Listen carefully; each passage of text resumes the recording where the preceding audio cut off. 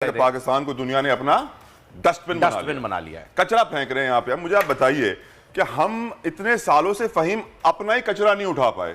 हम ये है कि जब पाकिस्तान कयाम में आया 1947 के बाद से अब तक पाकिस्तान में आप क्या देख रहे हैं कि पाकिस्तान कहाँ पर स्टैंड कर रहा है। पाकिस्तान के एजुकेशन सिस्टम वही निसाब जो 1947 में पढ़ाया जा रहा है, अभी तक वही निसाब पढ़ाया जा रहा है। क्या कहना चाहेंगे? असल सबसे पहले तो मैं आपको जनरल बात कहूँ, वो बात किसी ने आज तक पाकिस्तानी ने नहीं कही होगी। जब पाकिस्तान बनाया गया, एक नंबर पे तो पाकिस्तान बनाया ही क्यों, जब इतने सालों से अपने कचरे के लिए साइलोज क्रिएट नहीं कर पाए। हम इतने सालों से अपने ही कचरे, अपना इंडस्ट्रियल वेस्ट और जो हमारा सनती फुजला है जिसमें एसिड्स होते हैं, केमिकल्स होते हैं, जो लेदर टैनरी से निकलता है, बड़ी बड़ी फैक्ट्रियों से निकलता है, जिसके अंदर किसी बच्चे का पैर आ जाए तो पैर खत्म हो जाता है, गल जाता है वहीं पर। हम उसको नहीं ठिकाने लगा सके। ऊपर से अपने कचरे को ठिकाने लगाने के बजाय हम दुनिया भर से कचरा मंगवा रहे हैं।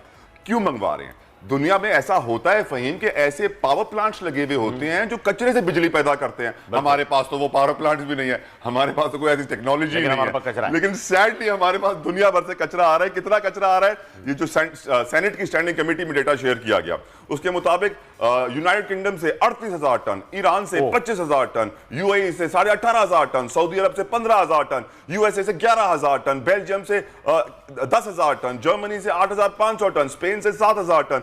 कहने का मकसद यह है कि हम क्या बेवकूफ है? हम क्या अकल नहीं रखते?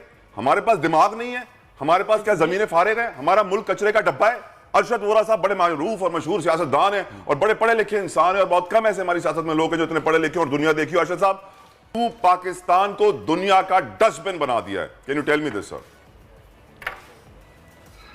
पाकिस्तान की एजुकेशन सिस्टम की बात करें तो पाकिस्तान का जो निसाब है, जब पाकिस्तान कयाम में आया 1947 के बाद से अब तक पाकिस्तान के जो मतलब एजुकेशन सिस्टम है वो एक ही है, यानी कि एक ही निसाब पढ़ाया जाता है तब से अब तक। यानी कि जो हमारे बड़ों ने जिसकी बुनियाद रख दी थी वही हम पढ़ रहे हैं। इस हवाले से क्या कहेंगे? कोई चेंजिंग नहीं आई?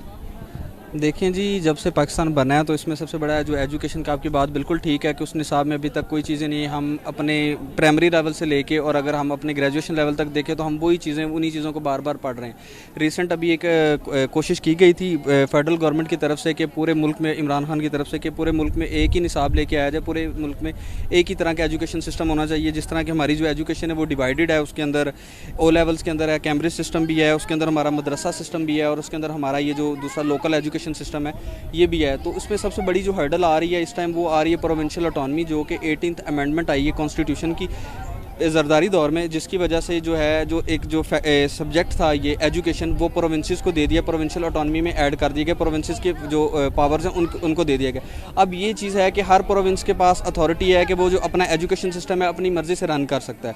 ठीक है, तो जो सिंगल नेशनल करिकुलम एक्ट आया था सिंगल नेशनल करिकुलम, ये एक बहुत अच्छा चीज़ थी कि पूरे मुल्क में एक ही निसाब पढ़ाया जाए। इससे जो रेशियल डिस्क्रिमिनेशन होती है, क्लास डिस्क्रिमिनेशन होती है और इन चीज़ों को ख़त्म किया जा सके सोसाइटी में। लेकिन जो ये फैक्टर है प्रोविंशियल ऑटोनॉमी का, इस फैक्टर की वजह से आके इसके ऊपर इम्प्लीमेंटेशन जो है ना वो नहीं हो रही, और जो कि इसको एजुकेशन जो एवोल्यूशन एजुकेशन के अंदर उसके लिए सबसे बड़ी हर्डल जो है वो 18th अमेंडमेंट आ रही है। और जो उसका जो बेहतरीन हाल है वो सिंगल नेशनल करिकुलम है कि हम अपनी सोसाइटी को और अपने बच्चों को इस तरह से एजुकेट करें कि इनके अंदर कोई किसी किस्म की डिस्क्रिमिनेशन ना हो और एक ही लेवल की एजुकेशन हर बच्चे के लिए। जो बच्चा मदरसे में जाता है उसके पास भी वही एजुकेशन हो, जो बच्चा गवर्नमेंट के स्कूल में जाता है उसके पास भी वही एजुकेशन हो, और जो बच्चा कैम्ब्रिज में पढ़ा तो उसके पास भी वही एजुकेशन हो। तभी जाके जो है ना हमारा एजुकेशन सिस्टम बेहतर हो सकता है।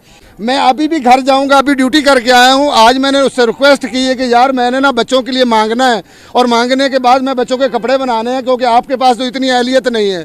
आपने मुझे मुलाजिम तो रखा नहीं, आपने तो मुझे गुलाम रखा हुआ है। 18,000 रुपये जो आपने दिए थे वो तो कब के ख़त्म हो गए। तो इसलिए मैंने थोड़ी देर मुझे टाइम दे दे, मैं ताकि 5-4 दिन मांगूँ और उसके लिए बच्चे कपड़े बनाऊँ, क्योंकि वो मुझे गाड़ी में, मैं हैज़ ए ड्राइवर हूँ, मुझे हर रोज़ लेके जाता है कि आओ यार बकरे देखने हैं, भैंसे देखनी, बड़े बड़े बछड़े देखने। मैंने इसको कितनी दफ़ा समझाया है कि यार ये बड़े बड़े बछड़े ना देखा करो, क्योंकि कुर्बानी आपने देनी अल्लाह के लिए, और ये जो तुम बड़े बड़े बछड़े देख रहे हो ये अल्लाह को इसकी ज़रूरत नहीं है। अच्छा, मुझे ये बताएं कि जो लोग एजुकेशन हासिल कर रहे हैं, जिनके बच्चे एजुकेशन हासिल कर रहे हैं, अभी तक निसाब में कोई चेंजिंग नहीं आई। 1947 से अब तक वही बच्चे निसाब पढ़ रहे हैं, कोई चेंजिंग नहीं उसमें आई, कोई बुक्स में, हिस्ट्री में कुछ चेंजिंग नहीं लेकर आए। बेटे मेरी बात सुने, निसाब में चेंजिंग तब आती है जब पूरे मुआशरे के लिए निसाब बनता हो। जिनके लिए वो चेंज आया था हमारे लिए चेंज करना था ना, तो हमारे यहाँ तो उनको ज़रूरत ही नहीं है हमारी। जो उनके बच्चों के लिए उन्होंने चेंज करना, तो उनके बच्चे तो बाहर पढ़ रहे हैं या बड़ी बड़ी यूनिवर्सिटी में, उनके यहाँ तो अच्छा निज़ाम है, उनको तो ज़रूरत ही नहीं है इसको चेंज करने की। वो तो बाहर पढ़ते हैं, उनके बच्चे तो खबीसों के, तो इसलिए उनको निसाब चेंज करने की क्या ज़रूरत है। मेरे लिए निसाब चेंज करना था, वो मेरे बच्चों को तो पढ़ाना ही नहीं चाहते, वो तो मेरे बच्चों को जहल रखना चाहते हैं, जिसकी वजह से आज आप देख लें कि हमारे यहाँ जिनके बच्चे अनपढ़ हैं वो तो डकैतियों की तरफ जा रहे हैं, जुल्म ज़्यादती की तरफ जा रहे हैं। हमें तो, हमारे बच्चों को तो ये नहीं पता कि हमने यानी कि आगे जाना कैसे। हमें तो बस इतना ही पता कि मेरा बाप भी गरीब था और वो भी गुलाम है और मैं भी गुलाम रहूँगा इस मुल्क में। तो आप किस निसाब की बेटा बात करते हैं, मुझे तो समझ नहीं आ रही कि आप किस टॉपिक के लेके बैठ के। सबसे मेन चीज़ है कि जिनके लिए निसाब बनना था उनको तो वो पढ़ाना ही नहीं चाहते, उनको तो गुलाम रखना चाहते। अगर हम पढ़ लिख जाएंगे तो हमारे अंदर शऊर आ जाएगा, हमारा मुल्क तरक्की करेगा। हमारे मुल्क को वो तरक्की करना देते ही नहीं है, तो फिर क्या फ़ायदा इस निसाब का।